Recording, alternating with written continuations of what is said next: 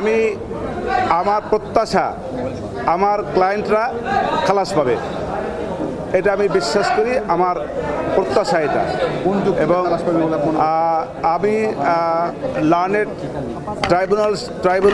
ট্রাইব্যুনালের সকল জাজেসবৃন্দকে আমি ধন্যবাদ জানাই যে তারা অতি কষ্ট করে এই মামলাটা সাক্ষী জবানবন্দি জেরা সমস্ত কিছু সমাপ্ত করেছেন এবং তৎপরবর্তীতে রায়ের জন্য দিন ধার্য করেছেন, এই জন্য তাদেরকে আমার ধন্যবাদ। আর কেন আমি প্রত্যাশা করি সেটা বিভিন্ন সময় আমি বলেছি।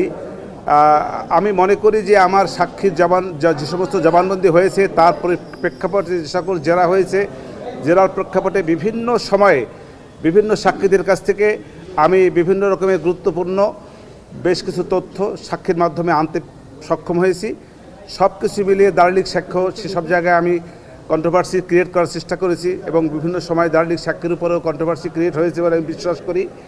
সব কিছু মিলিয়ে আমি বিশ্বাস করি আমার আসামিদ্বয় খালাস পাবে।